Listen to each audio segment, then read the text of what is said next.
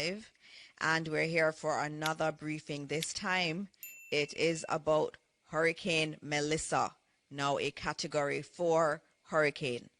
Your government is committed to giving you accurate information. We again ask you to please listen to official sources of information. There's a lot of information that I saw online on social media, some of it real, some of it not real. And so it's important that you pay attention to legitimate sources. And so as we've committed each day, we will do a press briefing. It may look different ways, but we will come to you every day with our senior ministers. Our ministers are working hard. They are out there doing what is necessary to make sure we are prepared as best as possible. And so tomorrow you will hear from us. Tuesday you will hear from us. This afternoon, we're here at ODPEM. We're a part of the Emergency Operations Center, and we'll be doing our press briefings from here going forward. And so we thank the ODPEM team for their support, and of course, Minister Mackenzie, who is the Deputy Chair of our National Disaster Risk Council. He has been leading on all of our efforts in relation to our preparedness, and he has been absolutely excellent in support and in terms of us being able to come to you and give you accurate information. So with that said, I know what all of Jamaica wants. All of Jamaica wants to hear from Evan, and you want to also hear from the other ministers, but I know first you want to know what's happening with Hurricane Melissa, that yesterday was a tropical storm and right now is a Category 4 hurricane. So Evan Thompson, please come and tell the people of Jamaica what is happening.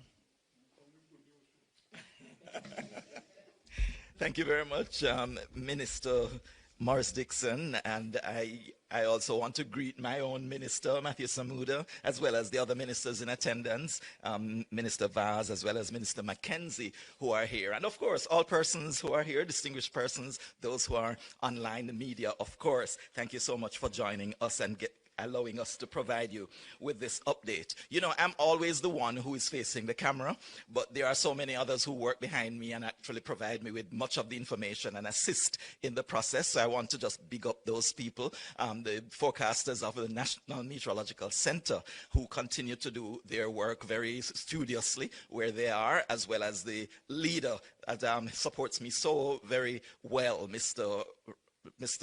Rohan Brown, who is the head of our weather services. Now we are at bulletin. We have the last bulletin that we issued from the Met Service was bulletin number 37. We only do 7 bulletins per day. So, you know, we've gone over 5 days writing bulletins every 3 hours. So it has really been a tedious task, but we have consistently been doing it. And we recognize that the road ahead is still far. We do have a lot more bulletins to write and a couple of more days that we'll have to be engaging in that activity. But the latest information coming to us and shared with the public is that this system continues to move toward the west. If you take a look at the picture that's on the screen, you'll see where the center of Hurricane Melissa is located. The system is a Category 4 hurricane. This is moving toward the west at this time. The last location showed it to be south of Kingston. So it has already passed the longitude of Morant Point. It is now just about at the longitude of Kingston and will continue to move westward. But then it is expected to make its turn toward the north. We'll show you that track in just a moment, but you can see the rain bands that are associated with the system as it continues to move westward. Here is a slight loop just showing the development, but the eastern part of the island, it seemed to have been experiencing some rainfall, but it's not consistent. It's really periods of rainfall and actually just coming from time to time and very short periods. But we are experiencing some rainfall over sections of the island, and that is expected to increase as we go through this Saturday and going into Sunday. This is another image of the satellite imagery, but it also shows where a lot of the lightning strikes are in this system. Most of them on the eastern side of the center and in the bands that are surrounding the system.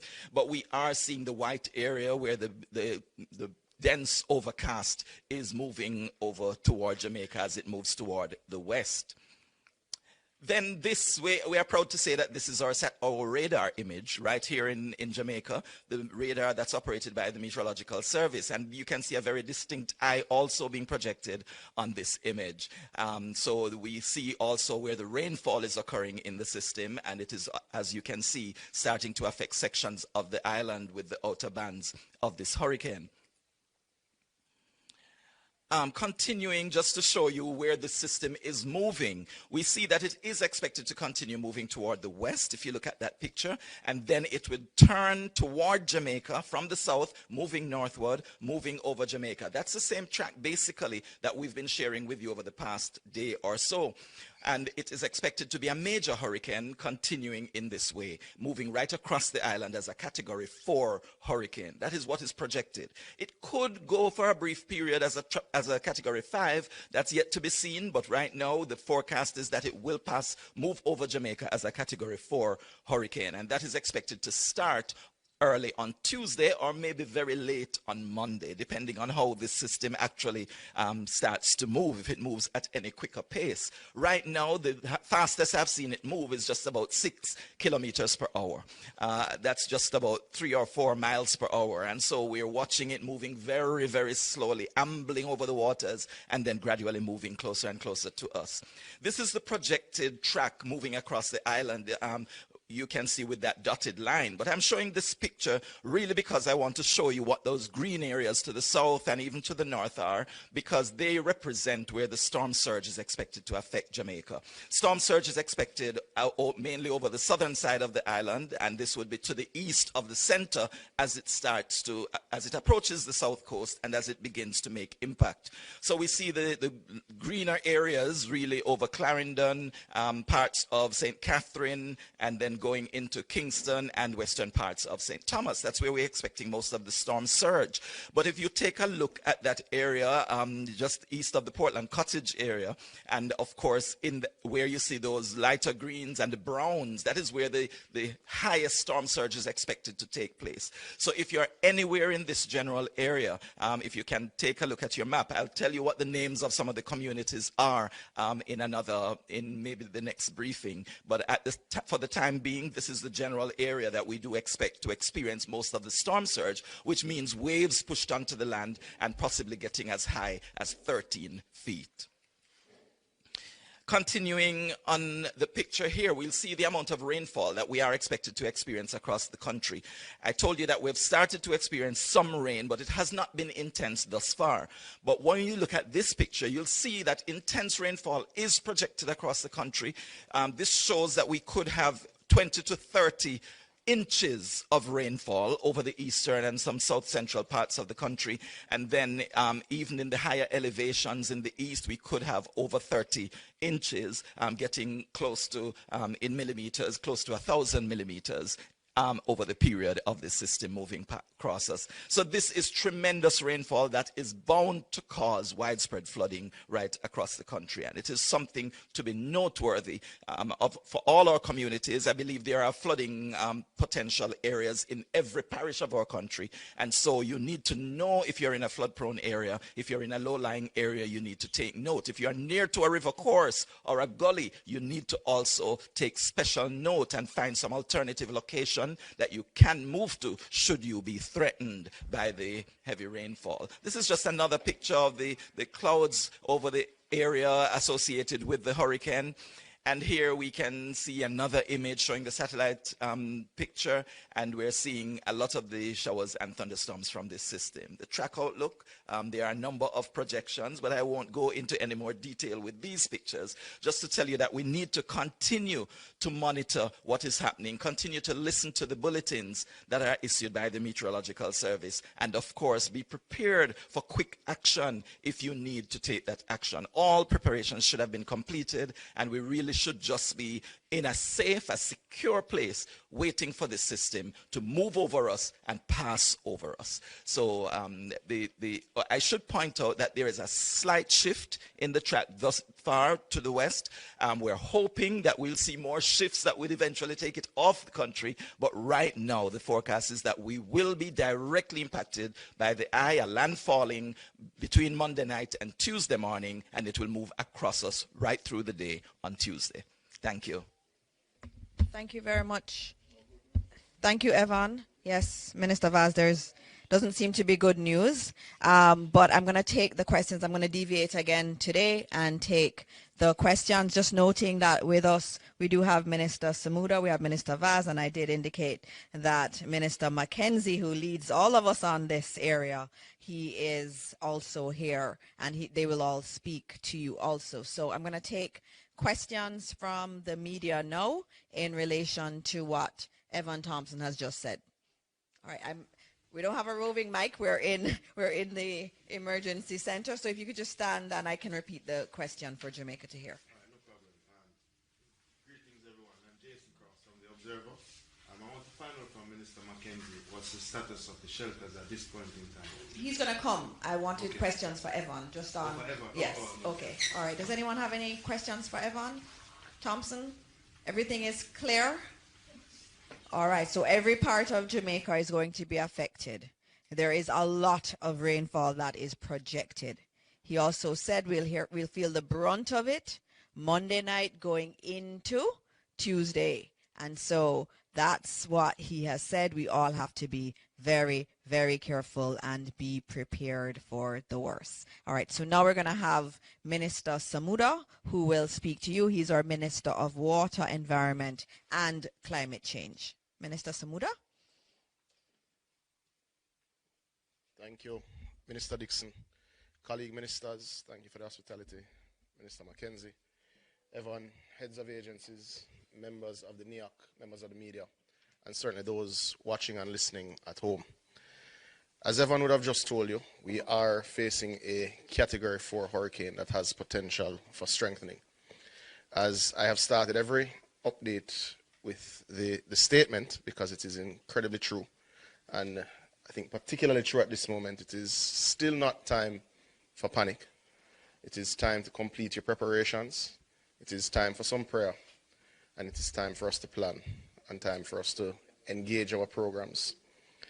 This storm will test our systems. I want to publicly put on record my thanks to Evan Thompson and to his entire team, leadership all the way through the organization, as they've been working 24 hours a day, not on shift or I think in teams. I think every team is fully engaged over the last 10 days as we've been tracking this unusual storm. So I want to publicly thank the Met Service on behalf of Jamaica and the government, because they've been doing an awesome job in keeping us up to date and giving us the information that we absolutely need to plan.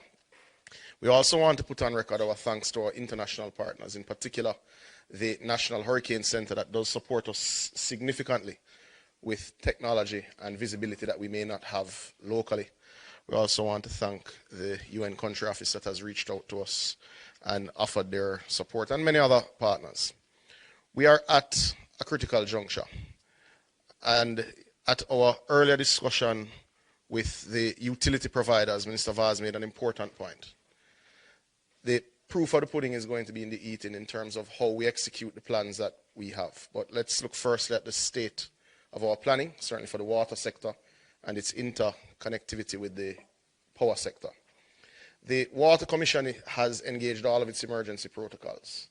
We have done a re-review of our performance and ability to restore service post-burial over the last few weeks, and ensured that we have ticked the boxes, so to speak, of the plan that we wrote post-burial. One of the things that we've done and is formed a co-working group with JPS. So JPS is very clear on all of the pumps that are critical for supply of hospitals, of infirmaries, of places of safety, of places of detention, so that they can work to restore current to those first. They're also clear on the pumping stations that function to load trucks, so that they know that those are also priority stations that have to be restored, so that we're able to also do emergency water distribution while turbidity settles, while you get your generators dispatched. Now, one of the things that we've not been able to do is to pre-dispatch our generators, and that is for a very real reason. We've seen the issues that Digicel and Flow are having with theft. We've seen the issue of theft of fuel from generators. So we will have to dispatch immediately after the all clear comes from ADPEM, so that we reduce that theft. but we have over 50 generators, which are major generators that create the triple phase, or rather triple phase generators that provide the power that you need to start our pumping system. This will restore close to 80% of our customer base within 72 hours of the all clear and turbidity settling. We can't say definitively where turbidity will be a particular challenge and how much of a challenge it will be, but we expect to get to 80% of our customers with sporadic supply after 72 hours, because generators do have to cool, they do have to break, they do have to take their time for service and for refueling, etc. So it won't be 72 hours and everything back up and running, but 72 hours that there will be supply that allow people to catch water, to store, to backfill their storage, and to be able to manage. We've also engaged 4 mobile generators that will move to remote areas that we expect that are hardest hit, so at least they're able to get some water and able to backfill their storage as well.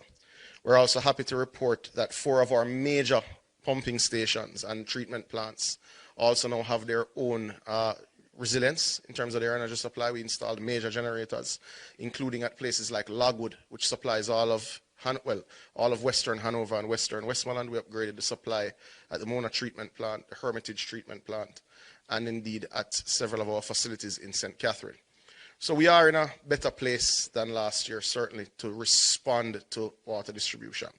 We've also ensured that we've engaged our truckers and that they're pre-positioned to go to our loading bays immediately after to start to deal with many of our elderly shut-ins. We've got quite the list from SDC, Minister Mackenzie, so we're able to go to several of those persons who we know are shut-ins and will need a lot of help very quickly. As I said, we're more resilient this year than last year, but this is a bigger storm than last year. And this is a potential direct hit. Beryl was not a direct hit. So we're more resilient. Let's hope that additional resilience is sufficient for what is a worse storm than we would have faced last year with Beryl. God bless Jamaica. Stay safe and stay smart and listen to the official sources of information.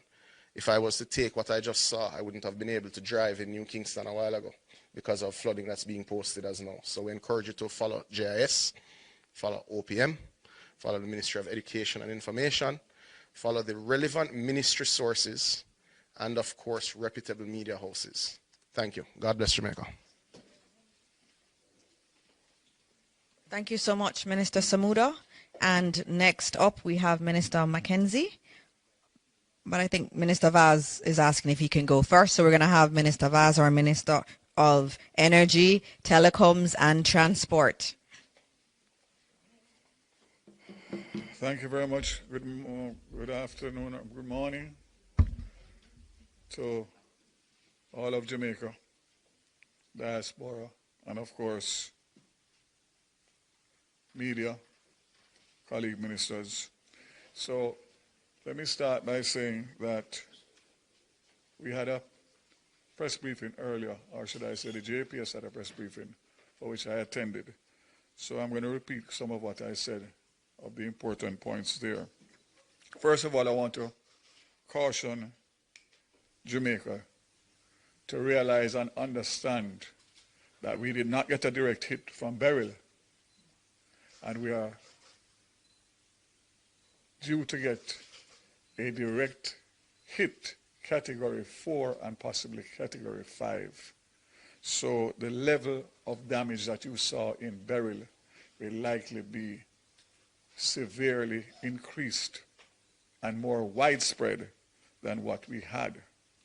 I can say that the presentations that have been made to me by the telcos and JPS and the other essential services under my ministry, I am satisfied that we have a plan in place. But again, I want to caution that the plan is one thing. The execution of that plan is what is going to make the difference in our recovery. I want to say that you have the commitment of the Prime Minister already, that all his line ministers will be leading from the front, meaning that firstly communicating with you, and secondly doing the work and the coordination and collaboration that is going to be required. We can say that Starlink headquarters has reached out to us through their emergency response, and we have already gotten some equipment that is being used by the Ministry of Labor and Social Security to coordinate, obviously, the preparations and the aftermath. And I can say that Otben also has either received or will receive shortly another set of equipment that will allow for us to be able to communicate during and after the storm. So we will intensify that as needed, depending on when the assessment is taking place after and what additional we need. I can also say that both international airports are now closed. We accommodated 11 flights out of Montego Bay this morning, and we closed at midday. JUTC remains operational for evacuation, and they are coordinating as we speak with ODBEM and the police. As the storm draws or the hurricane draws nearer, obviously there will be more requirements for us to be able to respond. I want to say again, at this point, there's always been a hesitancy when evacuation orders are given. Do not take this one lightly. This may be the one. So follow the instructions of ODBEM and Minister Mackenzie and the government of Jamaica, because we have your safety in mind. And top priority, low-lying areas. I'm sure Minister Mackenzie will speak on it, so I will leave it for them. The toll, east, west, and north, south, I have already signed the order, and I'm just waiting to effect it. So as soon as everyone tells me that the weather is upon us, we will open the toll booths free of cost, and that will remain in place, including the aftermath, to allow for emergency responses and for persons to be able to access and get to their families, their businesses, and their properties. JPS. I was bombarded on the way here with a WhatsApp that is circulating about when JPS is going to shut down the various parishes. It is fake news. Only listen to JPS directly on their social media or their releases, and Government of Jamaica trusted sites and communication apparatus. I can say that between when I went to JPS earlier this morning and coming here, I have now received the request for force majeure from JPS officially. And for those who may not understand force majeure, let me just say it is a contract clause that relieves a party from fulfilling their obligations when an extraordinary event beyond their control, such as natural disaster, makes performance impossible. So, in essence, the license has certain conditionalities, and in order for them to be relaxed, in order for them to respond, they require the government of Jamaica, who gave them the license in the first place, to sign a force majeure. I can state categorically that this will not be held up. I've already referred it to the Attorney General's chambers, and I am prepared to sign as early as possible, even prior to the strike.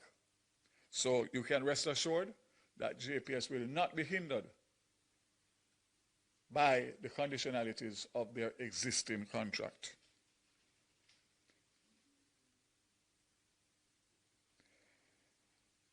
Let me just again caution everybody not to listen to fake news.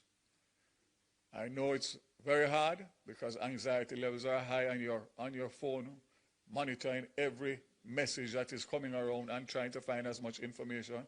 That will just raise your anxiety. Just stick with the government of Jamaica, who has your best interests at heart and will continue to communicate to you as required, and as we have been doing, congratulations to Minister Dixon and the team and Minister Mackenzie and ADPEM. I know it's not an easy time. You can be assured that we will lead from the front and we will get through this together. So I will close by saying, this is not a time for politics. This is not a time for rifts and disagreements. Every single Jamaican has a part to play between now, during, and after. And if we do it collectively, in unity, and in harmony, we will recover better and quicker. May God bless Jamaica and every single Jamaican. God bless you. Thank you very much, Minister Vaz. And so we are going to close out this briefing with our last presentation, and then we'll take questions, but it will be from Minister Mackenzie, the Deputy Chair of our National Disaster Risk Management Council. And he has been the one that's coordinating everything, and so he'll have some very important updates for the country. Thank you. Thank you, Minister. Thank you, Minister, colleague, Minister Evan, officials from ADPEM and members of appointed minister, officials from ADPEM, members of the media, Jamaica, good afternoon. First of all, I'd like to advise the country that we have activated all shelters across Jamaica. So shelters are fully activated, and persons who wants to go to the shelters, they can do so because the shelters have been activated. There are 2 areas of concern I want to address quickly.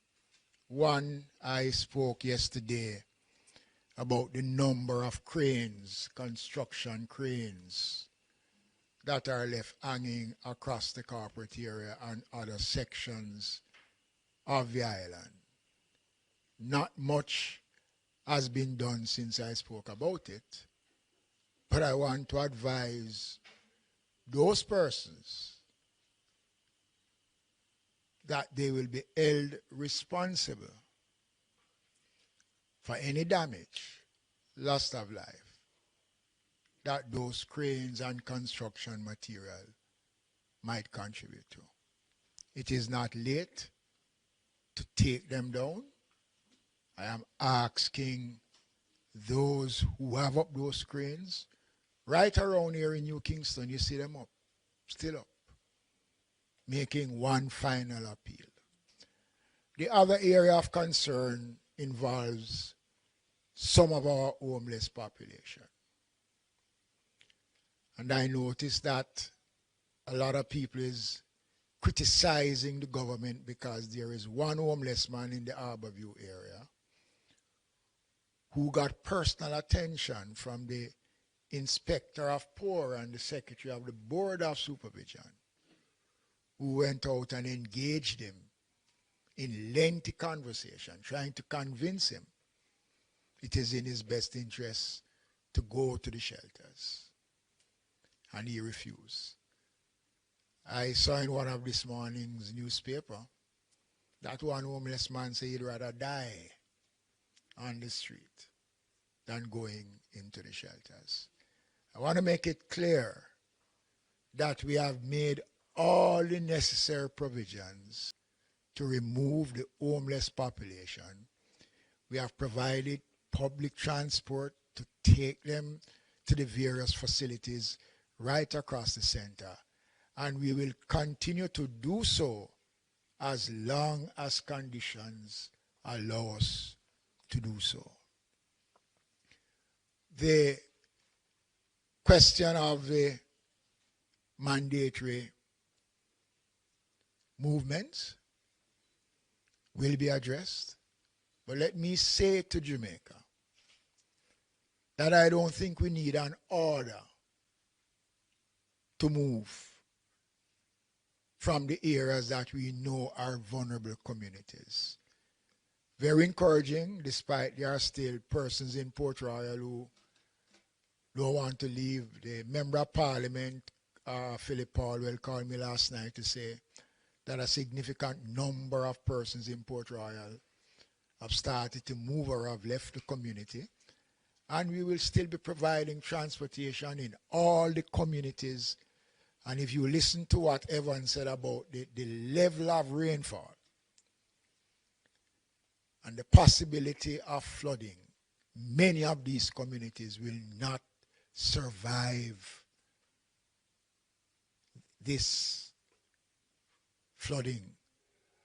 Again, I urge persons living in low-lying areas, areas that are vulnerable to flooding. It is not too late. If you're having problems to move, call the odd pen. The numbers are available.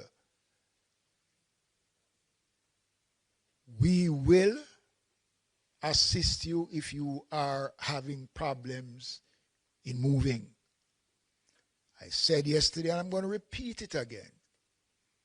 When this event comes, it is going to be impossible for us, after all the attempts that we have been making, to advise persons, begging persons to leave. It is going to be difficult for us to say to our first responders, go out and risk your lives now, for someone who refused when it was conducive for them to leave. It might sound harsh, but it is the reality. And I don't believe many people in this country realize what is it we are facing. And the government continues to play its part, and nobody can deny that the government has not been proactive. And I want to say something which is pertinent in saying, based on the assessment that was done by the government after Beryl, the committee headed by former commissioner, who is now ambassador to the United States, a lot of findings. We look at the findings and the recommendations, and a lot of what came out of those recommendations are being implemented as I speak. So our shelters are up and running. Transportation to transport people to the shelters are available. The critical communities know themselves. Rocky Point in Clarendon, Portland Cottage, Bamboo River in St. Thomas, New Haven, Riverton City, Taylorlands. I can go on and name. These communities know themselves. They know the difficulties. And with a Category 4 hurricane, with the possibility of raising to a Category 5, there is nothing more we can do as a government but to beg and beseech persons to heed the warning. And if it will help, I will go on my knees.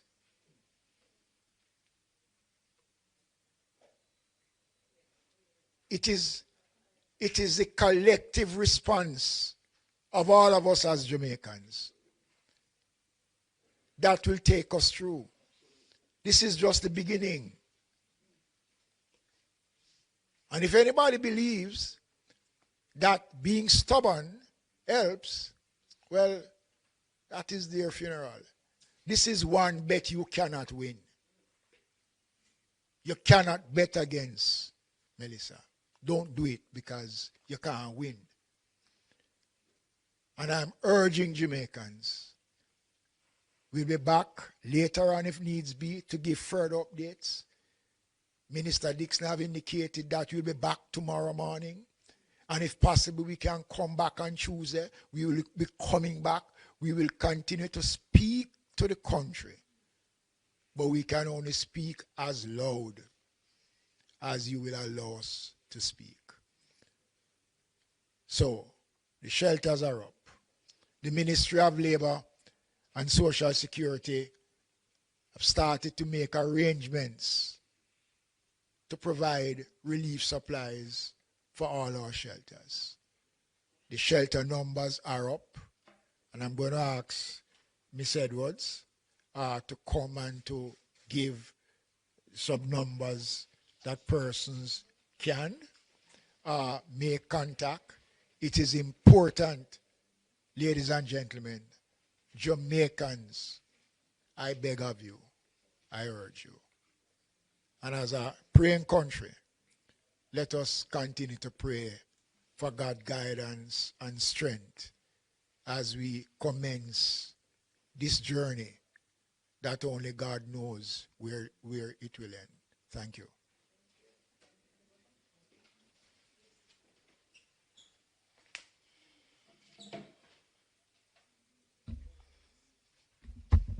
Okay, good afternoon, Minister Mackenzie, Minister Vaz, heads of entities here, Board Chairman, ODPEM team, media. The numbers that Minister spoke about will be, of course, placed on various. Can't hear? I have to speak a little louder. Is this better? All right. So just to indicate that the numbers that Minister spoke about will be accessible on the various platforms that are there for the information that is being provided by the ODPEM.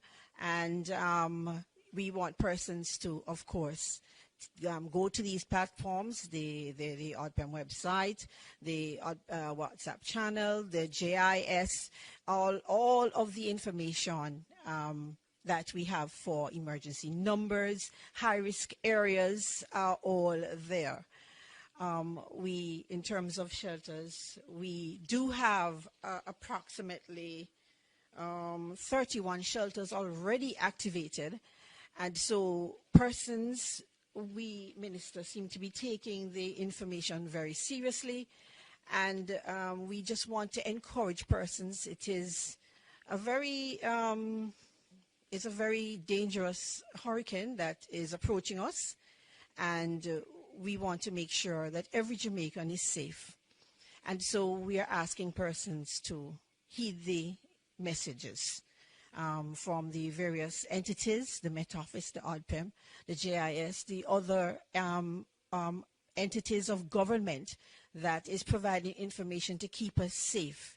And we can't overemphasize the importance of us being prepared, of us taking the information seriously, because we don't really want to have any sort of catastrophic information or any sort of catastrophic or life loss on this watch. And so I just want to encourage every Jamaican out there to take the information seriously. Persons that live in low-lying and flood-prone areas, we ask you to evacuate because the storm is approaching us. And so I just want to just say to the teams that have been working very hard, thank you for your work. Thank you for all of the efforts that you've put in so far. The coordination is a number of parts, and so it is to bring it all together and to have it seamless is a lot of dedication and hard work from a lot of persons from various entities, ministries, and departments. And so I just want to just say that may the Lord just keep us safe through the passage of this storm as it approaches us. And we just ask you all to also be safe. Thank you very much.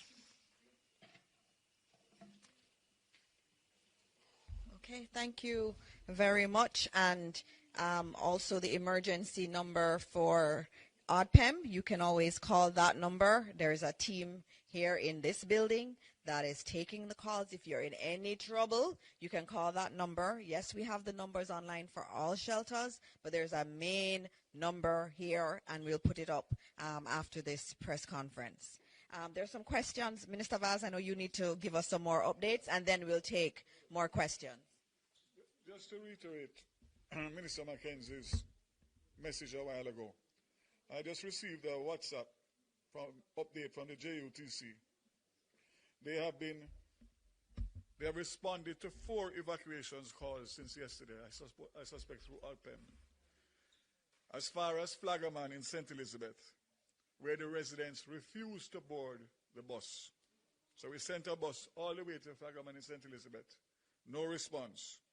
Old Harbor Bay, yesterday, only 10 persons boarded the bus. Port Royal and Raytown today, same response. So we have deployed our resources and are awaiting boarding. So we actually, Desmond, have buses on spot now, parked, waiting to evacuate, and the response is not there. So I want to reiterate based on what Minister Mackenzie just said, and also to say that the update from JUTC as of right now is that they are running limited operations and will likely cease operations by mid-afternoon due to rising water levels, low visibility, and of course, the weather coming closer. JUTC is also providing special support in transporting medical staff to the KPH, and we are prepared to respond to similar requests from the public health sector. So again, just indicating that we are doing everything physically possible, and to say, as Desmond rightly said a while ago, you cannot win this bet, so don't gamble. Last but not least, 2 numbers that I would like to share with you to report vandalism of the telcos, which is a major problem, including this morning on Red Hills Road. 876-922-4357. So that would be 876-922-HELP. And also, for Digicel, that would be Flow. For Digicel, we have a number here.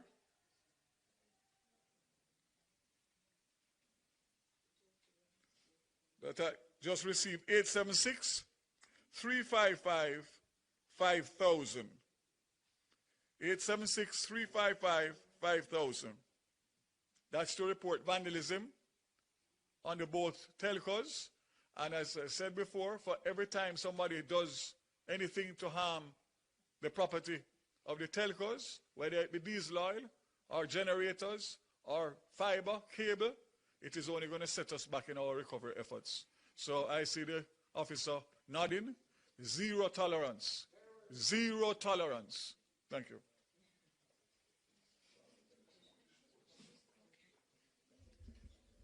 All right, thank you again, Minister Vaz.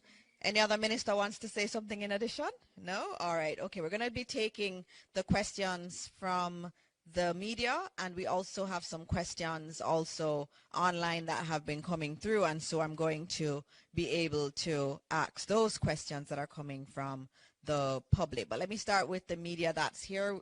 Thank you to the members of the media for coming out. I also want to acknowledge that we're live on television. We're also live across most radio stations. And so I want to thank all of our media houses for doing their part in getting the information out to Jamaica. All right, so I'm going to have, offices tomorrow. Just to note, as you would have heard from Evan Thompson's update, government offices will be closed tomorrow. I already have the question about schools. Schools will be closed tomorrow. And so we're also encouraging our private sector partners to also follow suit. All right, so the first question is from Zara Burton. We don't have the regular setup as in OPM, so you'll have to just ask a question. I may have to ask it back. Hi. Oh, she has one. Okay, good. Okay. Good afternoon, everybody. I am Zara Burton, working today for Reuters. They asked just a while ago why no mandatory evacuation yet. Just wanted to get that clarified. I'm sorry if I missed it. Desmond Mackenzie, I think you had said that there was none yet, Minister. So I just want clarification on that. 2, also Minister Mackenzie, is it 31 I just heard shelters that are activated or all? Because I thought you said all, but then I heard 31. So is it?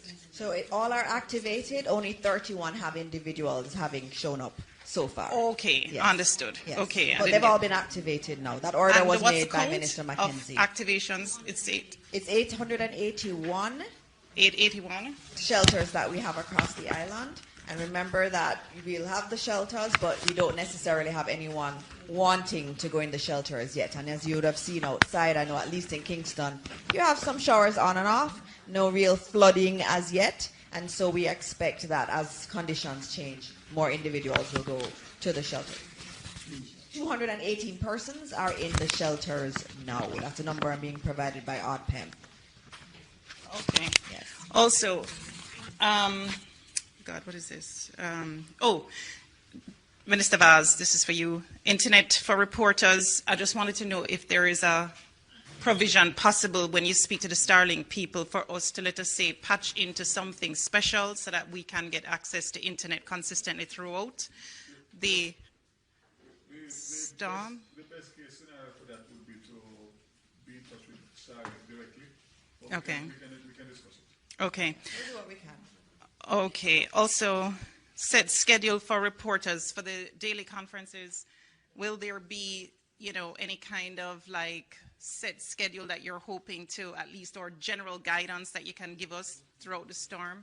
Okay, I will answer that one. Yeah. So in terms of schedule for briefings, we will be doing this each day. Today we moved into the emergency center, so it took us a little while to set up thanks to the GIS team and the ODPEM team. But tomorrow morning we'll have our usual 10:30 briefing. Now that happens at 10:30 because ODPEM needs time to liaise with the National Hurricane Center in the morning. And so at 10:30 tomorrow, we'll do this again right here in ODPEM. We are also willing to do other briefings as the day goes on. I know some media houses have asked if they can have their reporters ensconced here, and we will allow that. That's usually the way it happens. So if some media houses want to have their people here with us, they are allowed to be here with us. We don't want an information vacuum out there, and so we're being as open as we can. Okay. The questions. All right. Thank you. Evacuation orders. And so that is actually being worked on as we speak. I expect that later today you will hear some more on mandatory evacuation orders. Given what Mr. Thompson has said, it is looking like we do need to do that, and you would have heard from Minister Vaz that buses were sent to particularly vulnerable areas. Individuals at that time yesterday did not want to leave. We may have to do evacuation orders, and that decision is going to be taken later this afternoon. And we will tell you as soon as it is done. We'll send out a media advisory on it. All right, Mahiri. Afternoon, everybody. Mahiri Stewart, Nationwide News. I know Minister Morgan isn't here, but if there's anyone that's been in touch with him, in terms of the Sandy Gully, I know there are residents near Riverton and Seaview Gardens who are concerned about the growth that's in there at the moment, worried about the inches of rainfall, and they want to know if there's any emergency clearance that will be done in that area, and if not, what should they do? I did speak with Minister Morgan, and work has been taking place in the Sandy Gully. But the information is that those who are working had to go and deal with their family. But the work to clear the mouth of the Sandy Gully to allow free access will continue for as long as possible. If it's a case where it's not completely clear by the time the hurricane is expected to meet, what would the advice be to people in that area? Well, all of that area, if you look at the radar, points to sea surge, waves, storm surge. So those areas, look, the fact is that Kingston is low, extremely low. So there's no denying that with excess rainfall and a lot of flooding, there are going to be communities that will be flooded. There's no community in Kingston that is immune from flooding, especially those communities below Spanish Town Road. Below Spanish Town Road. So that is something that everybody needs to bear in mind. Minister, I just wanted to add on the Sandy Gully. Our ministers are always working. So I have online Minister Nesta Morgan, Robert Nesta Morgan, who will give an update. So I'm just gonna put it on speaker. We're gonna be as resilient as we can be. Minister Morgan, you can go ahead. Thank you, Dr. Morris Dixon. I'm actually in the hills of Clarendon preparing for the possible hurricane.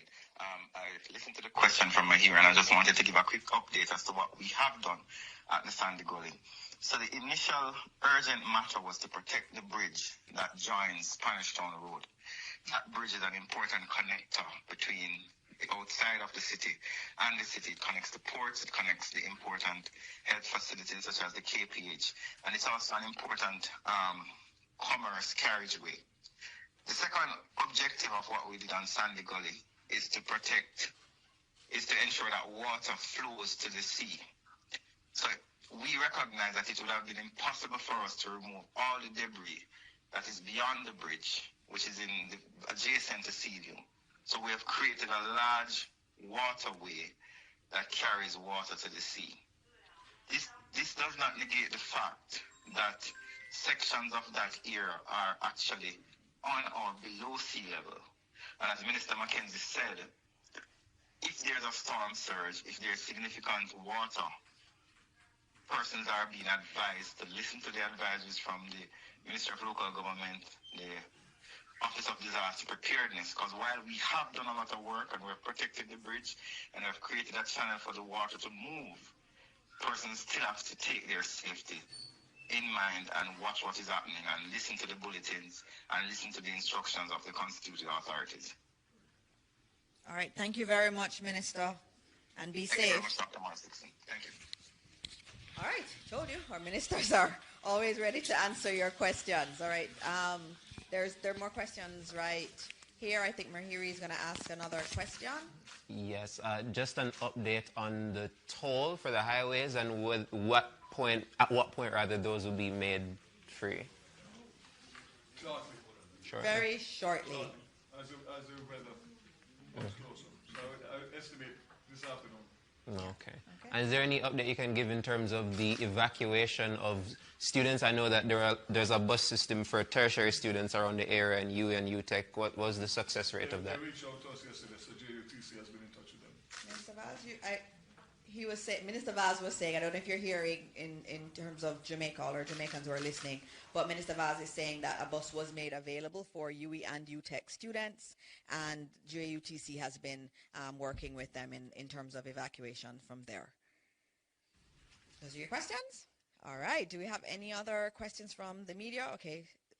Zara, we're just getting you mic'd so that we can hear the question appropriately.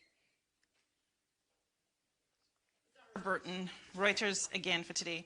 I wanted to ask Minister Vaz, phone lines from Flow, I still on my phone can't seemingly make calls. I just wanted to know if you have any update. I know that there was a press conference with some of the telcos, but any update? There was a press conference today. It was dealt with where there was some vandalism that this morning.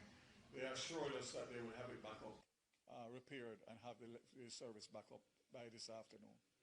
Okay, so, but what time? So specific to Flow, that's where the complaints are coming from, and that was in terms of telephone service. Okay. So we should hope that vandalism was the cause of it. So it would have affected especially people using the phones in the corporate area. Okay, and this question is for, I don't know which minister is the right minister for this particular one, but WPIX reporter in New York, she's a meteorologist friend of mine. She was asking about evacuations. What are the preparations being made for, let us say, people get cut off from being able to, get into the regular roads by landslides or whatever? That will be a collaborative effort between ADPEM, Ministry of Local Government, NWA. So the war room will take care of those things as they occur. So This, where we are sitting here now, will be the epicenter of the operations between now through this hurricane and after. So all the collaboration will take place and the information will go out as is required, depending on the information that comes into us. Okay, thank you. Okay? Thank you very much. Are there any questions from the media that's here? No? Okay, I'm going to take some other questions that I had seen in online, and so just let me get to them.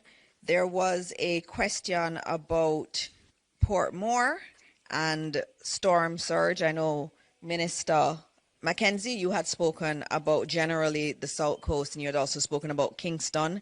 Portmore, I'm assuming there is an issue there. Evan, would you like to speak on Portmore? Because there are questions on Portmore and along the South, what to expect. So if you can get some more information on that, that would be good.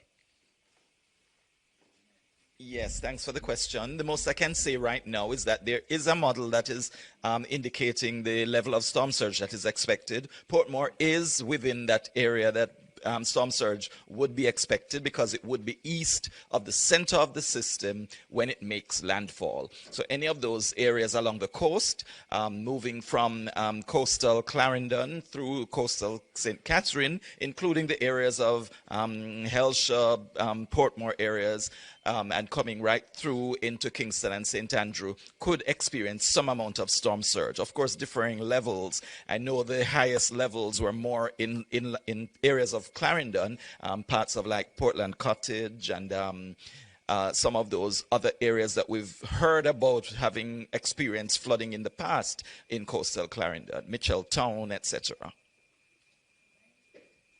Thank you. Thank you very much.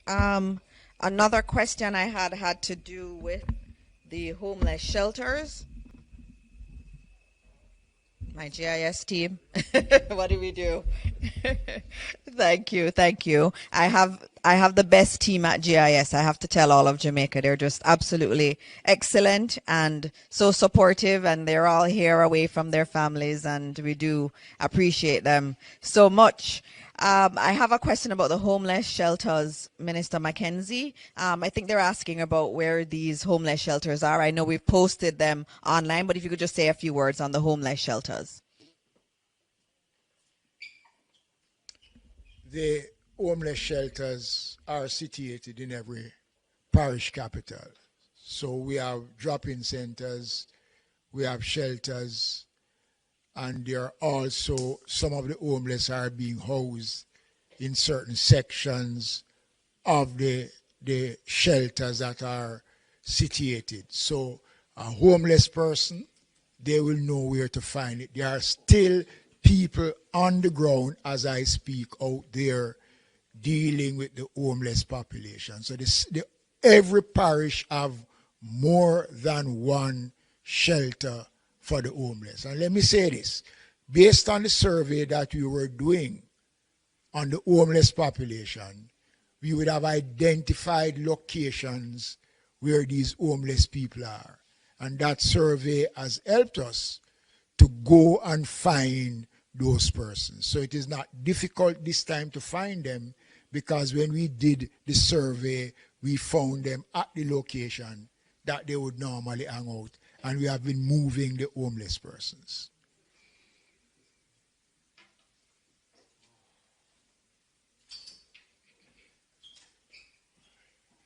All right, thank you, Minister.